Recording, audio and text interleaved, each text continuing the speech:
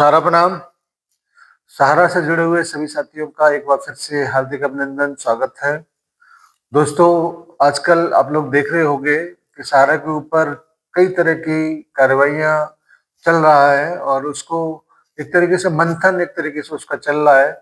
हम तो ये चाहते हैं कि जहाँ पर भी कोई भी कमी हो उन सबको सुधार करते हुए और उसपे कुछ कार्रवाई करते हुए उसको सुधारा जाए और सुधार करने के बाद में फिर दोबारा से मुख्य धारा में लाया जाए, क्योंकि आप इस बात को बेहतर तरीके से जानते हैं, इससे लाखों लोगों का जीवन जुड़ा हुआ है।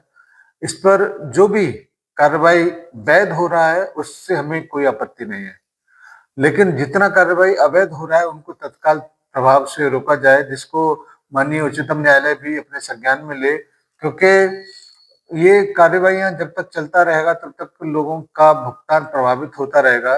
उन्हीं में से एक कार्रवाई जो मुख्यालय स्तर पर हुआ है वो नितांत गलत कार्रवाई हुआ है। अगर सहकारिता मंत्रालय ने एक दावा किया है कि सबका भुगतान कराएंगे, तो उसके लिए जिम्मेदारी भी सहकारिता मंत्रालय ने सोसाइटियों को दिया हुआ है कि वो अपने पास से वेरिफिकेशन करके सहकारिता मंत्रालय के पोर्टल पर उपलब्ध कराए, जिससे कि वो भुगतान जारी किया जा सके। लेकिन दूसरी तरफ अन्य जो सरकारी संस्थाएं हैं वो उन्हीं सोसाइटियों के कार्यालय को अगर बंद करा दे रही हैं, तो फिर सोसाइटियों का सत्यापन कैसे होगा, ये सोचने वाली बात है। अगर पेमेंट होना है तो सत्यापन आवश्यक है। सत्यापन तभी हो पाएगा जब सारा का सर्वर चालू होगा, और सारा का सर्वर अगर बंद करने के लिए जो भी संस्थाएं हैं वो बंद करा के रखेंगी, तो फिर भुगतान किस प्रकार से होगा। एक ही संस्था के ऊपर दो तरीके का कार्रवाई कैसे हो सकता है। एक वैध है, दूसरी अवैध है।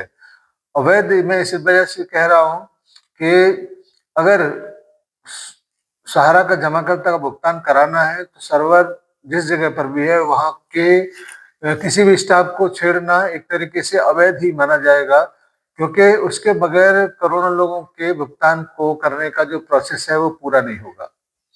और ये सब कर कौन रहा है, वो भी सरकारी संस्थाएं हैं। किस आधार पर कार्रवाइयां चल रहा है। अगर बंद ही करना है तो फिर पूरे तरह से बंद करिए, पोर्टल भी बंद करिए, उस संस्था के कार्यालय जो मुख्यालय है उनको भी बंद करिए। तो कम से कम ये बात का नौटंकी तो नहीं होगा ना कि हम भुगतान कराने के लिए प्रतिबद्ध हो रहे हैं। अगर कोई वैध कार्रवाई है तो उसको आप सुप्रीम कोर्ट में लेके जाइए, मगर छोटे मोटी जगह पर जाकर आप उसमें उसको भुगतान को बाधित करने का काम कर रहे हो, अवरोध पैदा करने का काम कर रहे हैं। इन्हीं सारी चीजों को लेकर बोला जा रहा है कि सहारा के ऊपर अवैध कार्रवाइयां न हो, क्योंकि जब तक ये कार्रवाई होगी सहारा का भुगतान जरूर बाधित होगा।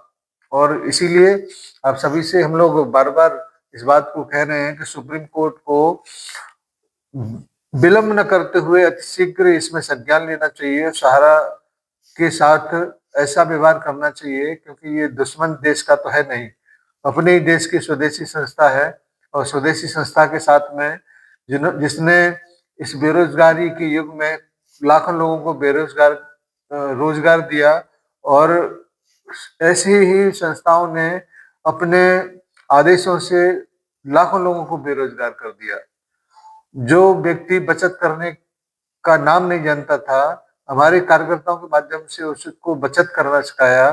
बचत करके लाखों रुपए उसने एकत्रित किए अपने परिवार के लिए, लेकिन ऐसे ही संस्थाओं ने उसके ऊपर कार्रवाई करके उस डिपॉजिट को एक तरीके से बंधक बना दिया। अब इस बात को सोचना होगा कि ये जो संस्थाएं हैं ये आम जनमानस की भलाई के लिए कार्य कर रही हैं या अपने हठ धर्मी को सिद्ध करने के लिए कार्रवाई कर रहा है, ये सोचने का विषय है। साथियों, जैसे जैसे सुनवाई का समय नजदीक आ रहा है वैसे वैसे लोगों का उम्मीद भी बढ़ रहा है।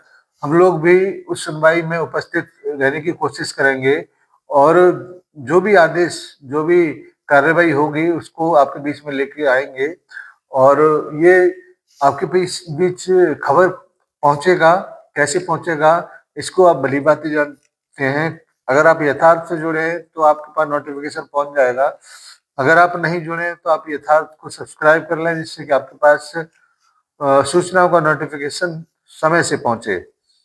और उम्मीद करते हैं कि जो भी सुनवाई होगी वो बहुत ही सुकून देने वाली होगी। जो भी आदेश हैं उससे राहत मिले करोड़ों लोगों को, लाखों लोगों को दोबारा से पटरी पर जीवन उनका आए, ये उम्मीद करते हैं। क्योंकि हम संस्था से जुड़े हुए हैं। जब तक माननीय सुप्रीम कोर्ट ये नहीं कह देता कि भाई आप अब काम नहीं करेंगे, तब तक हम संस्था के साथ खड़े हैं। और संस्था जिस दिन सुप्रीम कोर्ट की तरफ से कहा जाएगा कि नहीं अब आप स्वतंत्र हैं, काम कर सकते हैं, उस वक्त हर एक व्यक्ति का जवाब भी देगा और अपने पुराने स्वर्णिम युग में वापस लौटने का कारनामा भी कर सकता है। इसमें कोई दो राय नहीं है, क्योंकि उसको जीरो से शुरू नहीं करना है, 0 से 10 तक वो पहुंच चुका है, 10 के बाद शुरू करना है, तो ज्यादा मुश्किल होना नहीं चाहिए। आज की इस छोटी सी वीडियो में आप लोगों के लिए मैं इतना ही जरूर कहूंगा कि वक्त है, आज जैसा भी है हम सबको काटना है। और आने वाले समय में वक्त जब बदलेगा तो निश्चित रूप से हम सबकी मुसीबतें, हम सबकी दिक्कतें भी बदलेंगी। और सहारा इंडिया परिवार ने जब हिम्मत नहीं आ रहा है तो हम और आप भी अपनी हिम्मत को बना के रखें। निश्चित रूप से विजय हम लोगों का होना चाहिए, क्योंकि सत्य की विजय थोड़ा सा कठिनाई जरूर देती है, लेकिन अंततः होती जरूर है। धन्यवाद आज की इस छोटी सी मीटिंग के लिए, बैठक के लिए। और मैं तो कोशिश करता हूँ कि भाई आपके पास रेगुलर वे में आया जाए, लेकिन कुछ बाध्यताएं हो जाती हैं, कुछ सूचनाएं इधर उधर से मिल नहीं पाती हैं, इसकी वजह से थोड़ी सी दिक्कत हो जाता है। लेकिन आज की डेट में भी कोई ऐसी सूचनाएं नहीं है जिससे आपको थोड़ा सा मैं राहत दे पाऊँ। ये सारी सूचनाएं नई साल से शुरू हो जाएंगी, क्योंकि अभी तो बेंच का भी गठन नहीं हुआ है। नए चीफ जस्टिस को उसमें उपलब्ध रहेंगे नहीं रहेंगे, इस बात की भी कोई पता नहीं है। तो जैसे ही उसके बारे में कुछ सूचना हम लोगों को मिलेगा, आपके बीच में अपनी बातों को लेके अवश्य आएंगे। धन्यवाद सभी को, सभी साथियों को सादर सारा प्रणाम, अपने निवेशकों को सादर नमस्कार। जय हिंद, सादर सारा प्रणाम।